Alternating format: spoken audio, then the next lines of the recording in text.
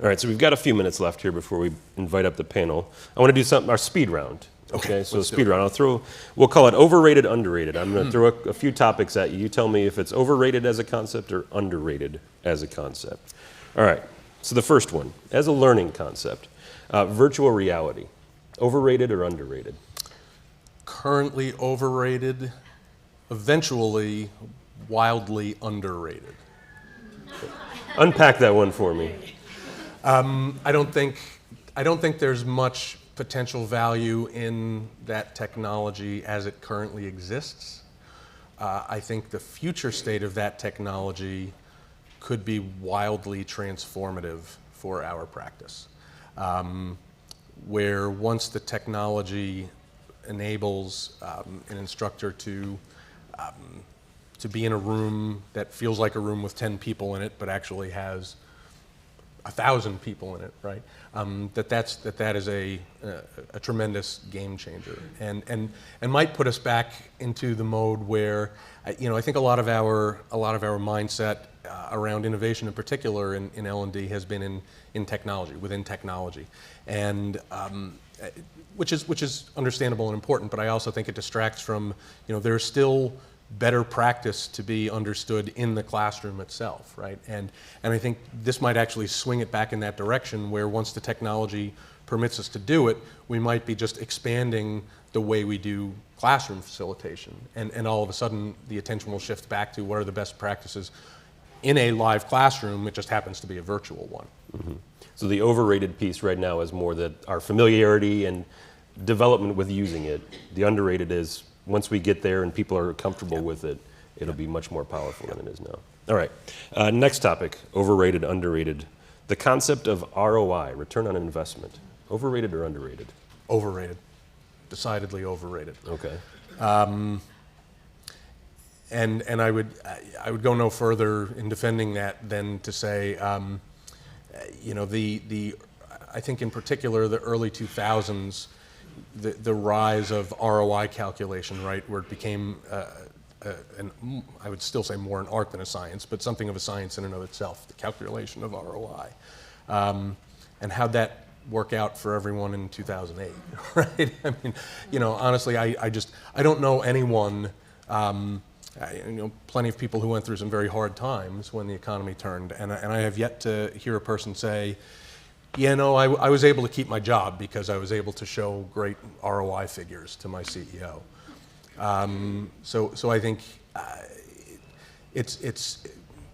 we have to be thoughtful about how far we bark up that particular tree. Now, is it that particular measure that you have an issue with, or is it the idea of showing that sort of demonstrable, impact to business? Yeah, no, I think it's a combination of those things. I think there's I think outside of our industry, there's a certain amount of skepticism about just ROI as a concept. That if you say I want to demonstrate our ROI to a CFO, the CFO may smile and nod, and then when the door closes, we'll probably laugh about it, because it's just not.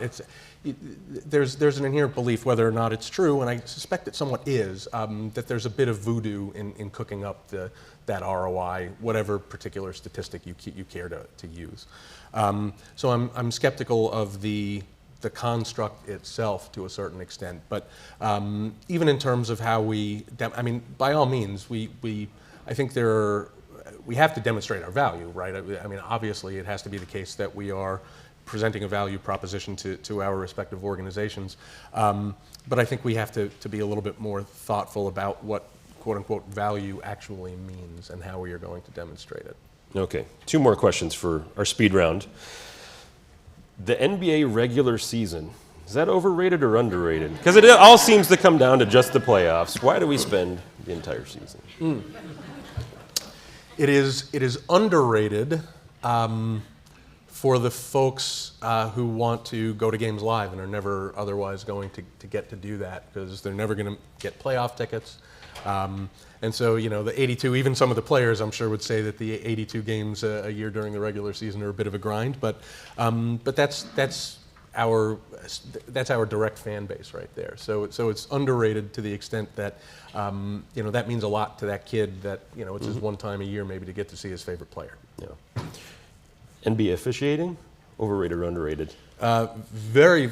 I could talk this one for very underrated. Very underrated. We are much more aggressive than people realize in our evaluation of referees as a league. They are excellent. They are very good at what they do, but it's a no-win situation, right? Half of the fan base is not going to be happy with what that's you right. call as Yeah, well. it's a zero-sum game. Right. So it's if you take, not that I would necessarily recommend this, but if you watch a game sometime and really watch what the refs are doing, it's remarkable. They are a very high skilled set of gentlemen. Yeah. All right, so we're going to transition to the panel here, but I want to ask you one final question, and that's career advice you've received. What's the best career advice you've received in your career, and can you share that with the audience? Probably the most important career advice was one a little more learning specific, which was at a certain point when I was still in mental health services, but was promoted in my last year and was then running the quote unquote training department or the staff development department. The head of the agency came down and congratulated me and said no more excuses, which was specific to a long-running argument that we'd had because one sector of the organization just didn't seem to use what they learned. We knew that some parts of the company did a very good job of reinforcing learning and really applying the skills that they developed there, and this one sector of the company just didn't. And my response to that was always, you've got bad management in that department, and we can only teach what we teach in the classroom. And like I said, I got promoted. He came down and said, congratulations on the promotion, and now quit it with that excuse, man, because that's your problem. It's your problem now. It's your problem too. And it was an important moment. This was still early enough in my career that I don't feel too guilty for not having had the insight previously. But it was really, it put me in touch with something that I needed to understand from that point onward. I now get very defensive about, even when I came to the NBA, and the head of HR at the time said something about me being, coming aboard to help build the learning culture. And I don't think she was thrilled by my response, but I said, I'm not here to build a learning culture. This isn't college. I'm here to help people perform and build a performance culture. And so that was, that insight I think was an important one to help carry me through my career from that point onward. And then, I think the other piece of advice I got along the way was, and I can't even credit where I got it. It was probably from multiple sources, but just that it's about the learner, right? And if we're going to do this well, we get very wound up sometimes in what good design looks like, or sounding really smart at the front of the room if we're facilitators.